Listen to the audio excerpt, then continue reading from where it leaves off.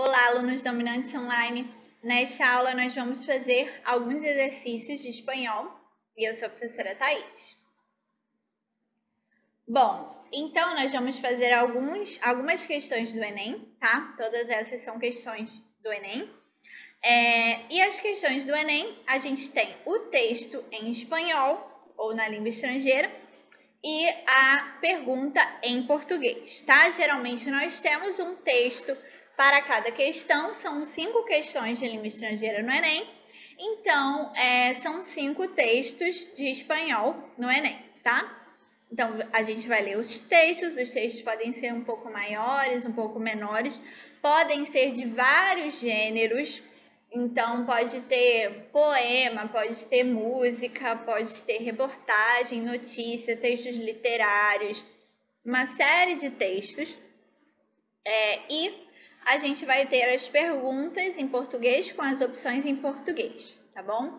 Então vamos começar agora com a questão 1, que tem esse título, o texto tem esse título, Atitlán, e ele vai explicar o que é Atitlán, tá? Eu sempre recomendo que a gente dê uma olhadinha na fonte do texto, ou seja, de onde o texto foi retirado. Pode ser um site, pode ser um livro, né? Aqui foi retirado de um livro publicado em Madrid, na Espanha, que chama Sobre Iberoamérica. O que seria a Iberoamérica? Seria a América colonizada pelos países da Península Ibérica, né? Portugal e Espanha.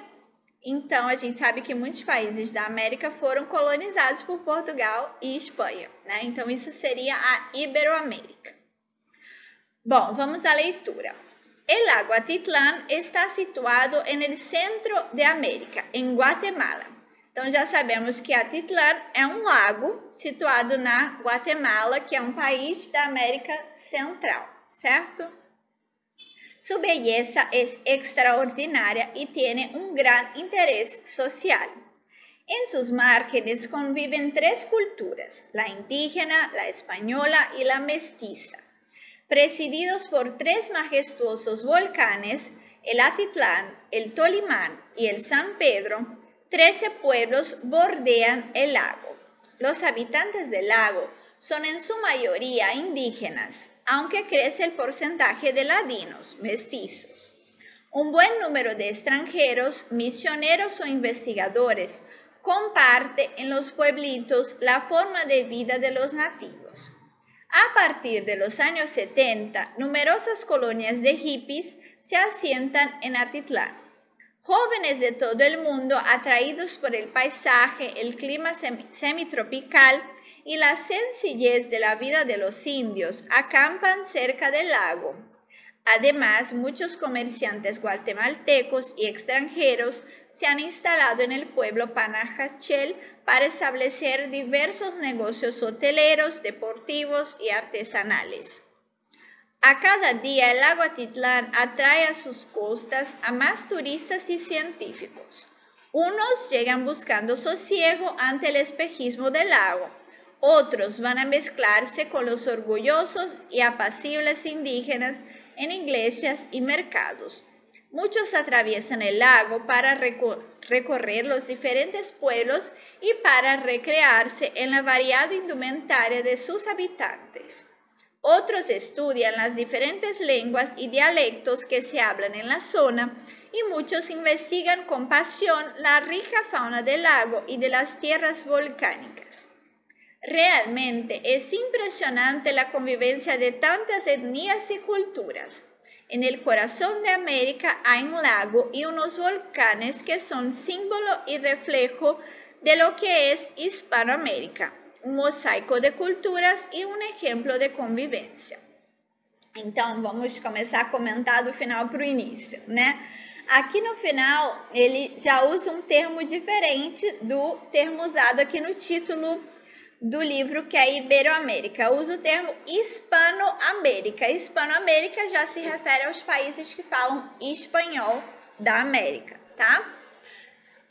Então, tem algumas palavras aqui importantes que é bom que a gente comente, né? Fala 13 pueblos. Pueblos são povoados, tá? São povos, são pequenas cidades, então, pueblos.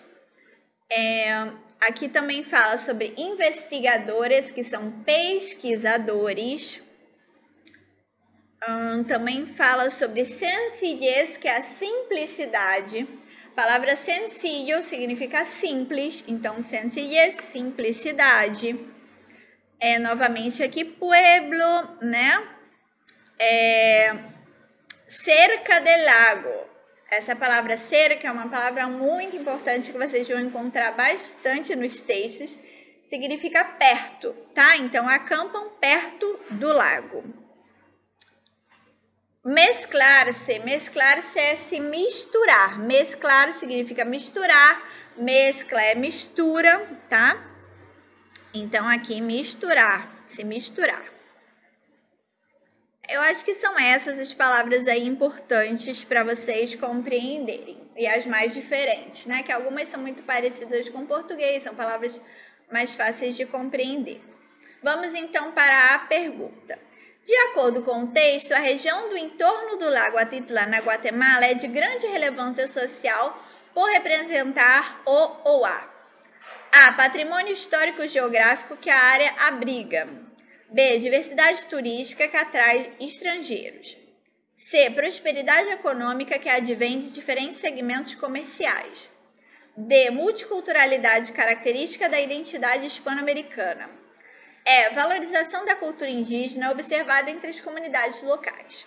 Bom, então quase tudo isso realmente aparece no texto, tá? Mas o que responde à pergunta? O que mostra a grande relevância social do lago Atitlán e o que mostra o que ele representa.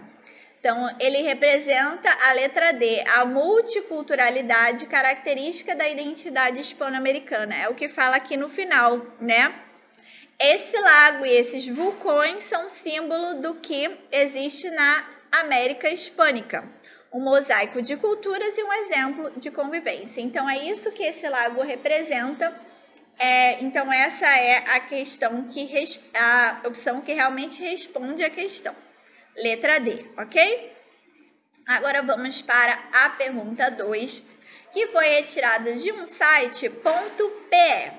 Quando o site é .br, é do Brasil. Quando o site é .pe, é do Peru. Então, esse texto foi retirado de um site do Peru, na data 14 de fevereiro. Para nós brasileiros, 14 de fevereiro não diz muita coisa, né? Mas para quem mora em países que falam espanhol e também em outros países, né, aí ao redor do mundo, 14 de fevereiro é uma data muito importante porque é o dia de São Valentim, considerado como o dia do amor. Talvez vocês já tenham visto aí em filmes, em séries, né, o Valentine's Day nos Estados Unidos. É como se fosse um dia dos namorados, mas é muito mais do que dia dos namorados, porque não se comemora, não se dá presente só entre casais, mas também para os amigos, para a família. É o dia do amor no geral, tá? Então, esse dia não é comemorado no Brasil, ou pelo menos não com tanta tradição, com tanta força, mas nos países que falam espanhol é sim considerado como o dia dos namorados, o dia do amor em geral. E também é o caso aqui do Peru, que é onde vai se passar aí esse texto, tá? Então, o texto diz: En el Día del Amor, no a la violencia contra la mujer. Hoy es el día de la amistad y del amor, pero parece que ese día es puro floro, porque en nuestro país aún existen muchos casos de maltrato entre las parejas, sobre todo hacia las mujeres. Por eso, el Ministerio de la Mujer y Poblaciones Vulnerables lanza la segunda etapa de la campaña Si te quieren, que te quieran bien. Esta campaña busca detener de una vez el maltrato contra la mujer y para eso concientizar sobre la importancia de denunciar estos casos. Y es que las cifras son preocupantes. Cada hora se denuncian 17 casos de violencia contra la mujer y en total los Centros de Emergencia de la Mujer y el MIMP atendieron en un año a más de 36,000 denuncias, de las cuales 7,000 eran de niñas y adolescentes menores de 17 años. Un abuso. Si eres testigo o víctima de algún tipo de violencia, ya sea física, psicológica o sexual, debes llamar gratuitamente a la línea 100 desde um teléfono fijo ou celular. Bom, então, como vocês perceberam, esse texto é um texto que é contra a violência, né, contra a mulher. É um texto que estimula a denunciar a violência contra a mulher e que fala sobre uma campanha feita no Peru pelo Ministério da Mulher e das Populações Vulneráveis, que é o MIMP, que é citado novamente aqui embaixo, né? Que ele fez uma campanha especialmente para o Dia da Amizade e do Amor, né? O dia do São Valentim, chamado Si te quieren, que te quieran bien. Vocês já devem ter ouvido, né, que em espanhol te quiero é sinônimo de te amo, né? Então, faz esse jogo de palavras. Se te amam, que te queiram bem. Então, o que essa campanha quer mostrar é que amor e violência não combinam, né? Mas nós sabemos que muitas vezes, quer dizer, a maioria dos casos de violência contra a mulher são cometidos por pessoas próximas, né? Muitas vezes pelo companheiro da pessoa, né? E às vezes por familiares também. Então, essa campanha é relacionada a isso, né? Para desestimular a violência contra a mulher, especialmente nesse dia do amor, né? Que seria um dia para ser comemorado, para manifestações de carinho com as pessoas queridas e não um dia de violência, né? Então, traz aqui alguns números. Fala que os números são preocupantes e nós sabemos que no Brasil também, né? Fala sobre as denúncias, muitas vezes quem sofre essa violência são meninas, crianças e adolescentes, e termina fazendo um apelo para quem é testemunha, essa palavra testigo é testemunha ou vítima, para denunciar, né, de qualquer tipo de violência. E mostra aqui o número gratuito para ligar, tá? Então, vamos para a pergunta. Pela expressão puro floro, infere-se que o autor considera a comemoração pelo Dia do Amor e da Amizade no Peru como uma oportunidade para A. Proteger as populações mais vulneráveis. B. Evidenciar as eficazes ações do governo. C. Camuflar a violência de gênero existente no país. D. Atenuar os maus tratos cometidos por alguns homens. E. Enaltecer o sucesso das campanhas de conscientização feminina. Então, gente, aqui quando o texto fala Hoy es día de la amistad y del amor, pero parece que este día es puro floro, porque en nuestro país aún existen muchos casos de maltrato entre las parejas, casais, né? Sobretudo hacia las mujeres. Então, ele fala que esse dia do amor, né, é o dia do amor, mas isso parece que não é verdade, né? Que não é sério, que é uma enrolação, que não é real, porque tem muita violência. Então, que dia do amor é esse? Que comemorações são essas? Se a realidade entre os casais é que muitas vezes existe violência contra a mulher, né? Então, fala que esse dia acaba sendo uma maneira de camuflar a violência de gênero existente no país. Então, a resposta seria a letra C, né? E existe também existem pesquisas, né? Existem números que mostram que nesses dias de comemoração, dias comemorativos, muitas vezes tem muitas denúncias de violência, muitas vezes ocorrem muitas violências. Então, o dia que seria um dia de alegria, de comemoração, de manifestar carinho, muitas vezes acaba sendo um dia de violência. Aqui no Brasil, inclusive, teve uma campanha, mas era sobre o Dia da Mulher, em que muitas vezes, né, as mulheres são homenageadas, ganham flores, e essa campanha mostrava áudios reais de mulheres denunciando que estavam sofrendo violência no Dia da Mulher, né? Então, é parecido um pouco com essa ideia desse texto. No Dia do Amor, não a violência contra a mulher, certo? Então, aqui a resposta seria a letra C. vamos para a questão 3. A questão 3 é um pequeno poema do poeta cubano Nicolás Guillén, que foi o poeta negro mais famoso de Cuba e também de vários países que falam espanhol, né? Digamos que foi o primeiro poeta negro a ficar famoso, conhecido. Ele já morreu há bastante tempo, mas ele teve essa importância muito grande, tem essa importância muito grande, né? E aqui ele fala sobre a dinâmica dos canaviais, das plantações de cana, que acontecerão em Cuba de maneira muito parecida como aconteceu também no Brasil, né? As plantações de cana-de-açúcar, com essa dinâmica de exploração da mão de obra escravizada, né?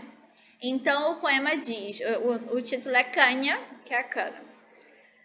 Diz, el negro junto al cañaveral, el yanqui sobre el cañaveral, la tierra bajo el cañaveral, sangre que se nos va.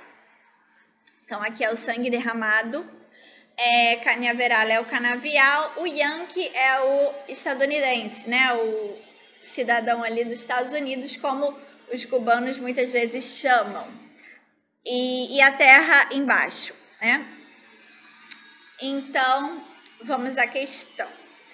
Nesse poema de Nicolás Guillén, no qual o poeta reflete sobre o plantio da cana-de-açúcar na América Latina, não é uma situação só de Cuba, né? A própria questão aqui fala. As preposições junto, sobre e bajo são usadas para indicar metaforicamente. Então, aqui, el negro junto al cañaveral, el yanqui sobre el cañaveral, la tierra bajo el cañaveral.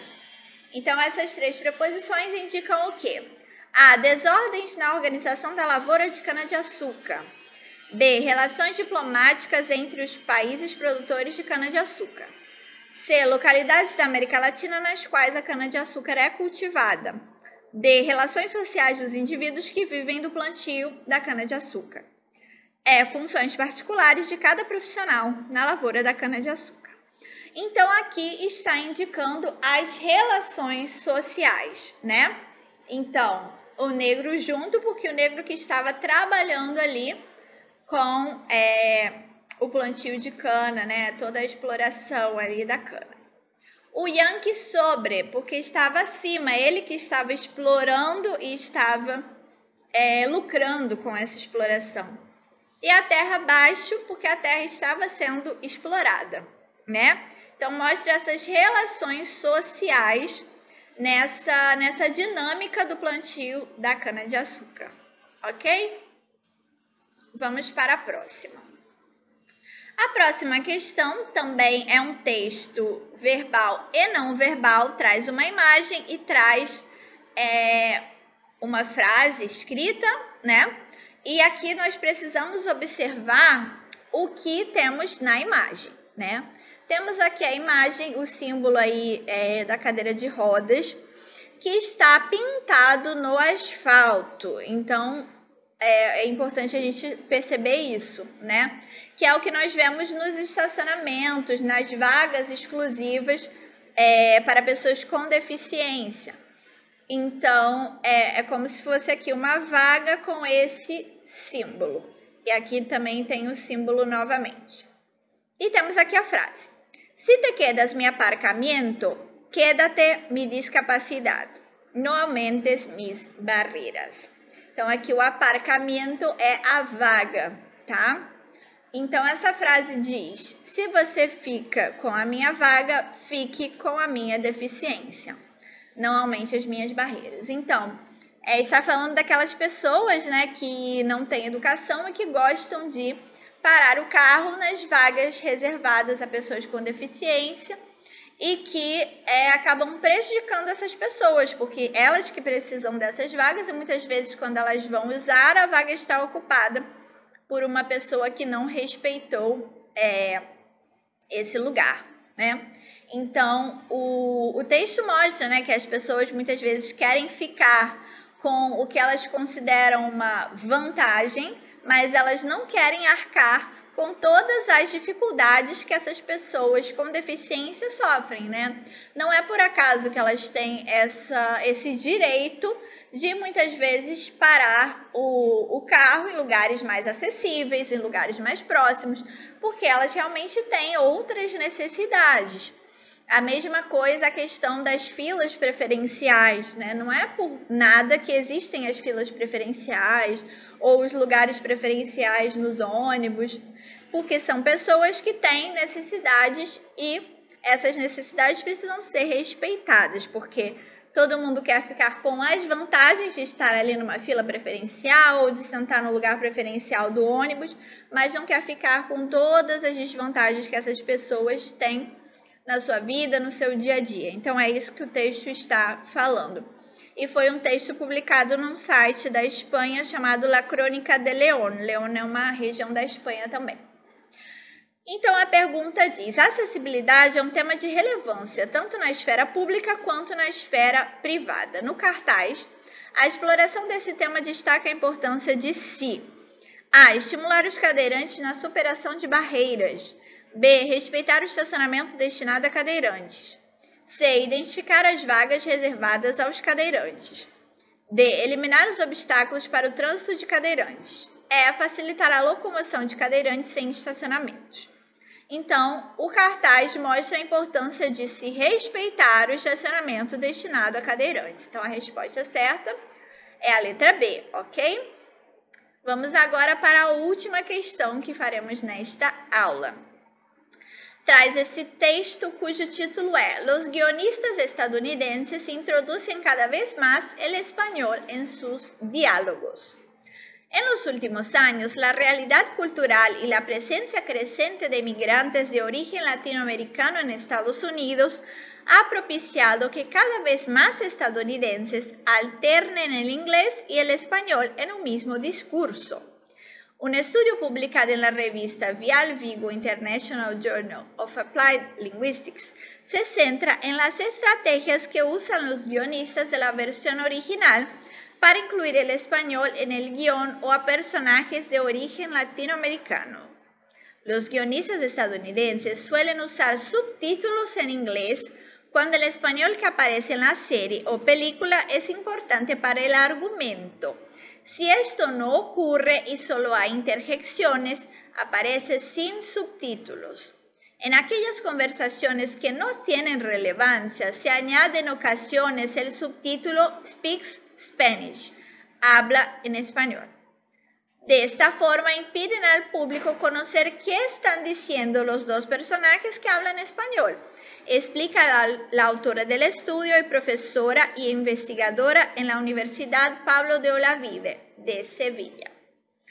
Bom, então o texto, que é um texto da Espanha, Sevilha é uma região também da Espanha, está falando sobre a presença de personagens que falam espanhol em séries e filmes que são em inglês, né, dos Estados Unidos. Então, aqui, películas, cadê a palavra películas? Significa filmes. Aqui, película, significa filmes, filme, tá? Então, muitas vezes tem ali personagens que são de origem hispano-americana, né? Que falam espanhol naquela série ou naquele filme. E quando eles falam espanhol, tem algumas possibilidades ali para o que vai acontecer. Muitas vezes colocam legendas, subtítulos em inglês, quando aquele diálogo em espanhol é importante para o argumento, ou seja, importante ali para a história. Então, se eles estão falando alguma coisa em espanhol que é importante, que aquele espectador precisa entender, eles colocam legenda. Se só são interjeições, por exemplo, ai, Deus mío, madre mia, alguma coisa assim, eles nem colocam a legenda, porque são palavras que nos Estados Unidos eles já conhecem, já entendem, né, por conta da presença de vários latino-americanos, de vários hispanofalantes, né, falantes de espanhol, que moram lá, que convivem lá. Então, eles já entendem essas palavras, essas interjeições. E às vezes colocam a legenda speaks Spanish, ou seja, fala em espanhol. Então só mostra que os personagens estão ali falando em espanhol, mas o que eles estão falando acaba não sendo traduzido. Então quem não sabe espanhol não entende o que eles falaram, mas se entende como se fosse algo menos importante. Porque muitas vezes esses personagens de origem latino-americana ou hispano-americana nessas séries e nesses filmes são personagens menos importantes na história, menos relevantes na história. Aqui essa palavra guionistas e aqui a palavra guion significa, guionistas é roteiristas e guion é o roteiro, tá? Então, roteiro das séries, roteiro dos filmes. Vamos à pergunta. De acordo com o texto, nos filmes norte-americanos, nem todas as falas em espanhol são legendadas em inglês. Vimos isso. Esse fato revela a assimetria no tratamento do espanhol como elemento da diversidade linguística nos Estados Unidos. B. Escassez de personagens de origem hispânica nas séries e filmes produzidos nos Estados Unidos. C. Desconsideração com o público hispânico que frequenta as salas de cinema norte-americanas.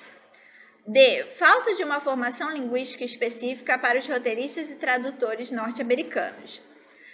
Carência de pesquisas científicas sobre a influência do espanhol na cultura norte-americana. Então, o fato de que nem todas as falas em espanhol são legendadas em inglês revela a letra A, assimetria no tratamento do espanhol como elemento da diversidade linguística nos Estados Unidos. Então, mostra que o espanhol é menos importante do que o inglês, porque às vezes ele não merece nem ser colocado como legenda. Claro, isso aí é a opinião deles, né? É o que eles mostram com essa atitude de não colocar a legenda quando a fala é em espanhol, tá? Não é verdade, mas é o que eles mostram com essa atitude deles, tá bom? Não tem escassez de personagens de origem hispânica, tem muitos personagens, tem muitos atores de origem hispânica também, tá? Então não é por causa da escassez. Não é pela desconsideração com o público hispânico, porque o público hispânico entende o que é falado em espanhol, né? Quem não entende é o público que não fala espanhol, que fala inglês, que não entende aqueles diálogos em espanhol que estão ali no meio do filme, no meio da série, tá? Não é também por uma questão de falta de formação linguística específica, não é por isso. Eles não deixam de botar a legenda porque não entenderam o que foi falado, né? Eles poderiam contratar tradutores, se fosse o caso, mas eles não colocam porque eles acham que não precisa ou que não é importante mesmo. E também não tem a ver com a carência de pesquisas científicas sobre a influência do espanhol na cultura norte-americana. Não, tem bastante pesquisa científica sobre isso também, tá? Então, a resposta certa é a letra A. Existe uma assimetria no tratamento do espanhol.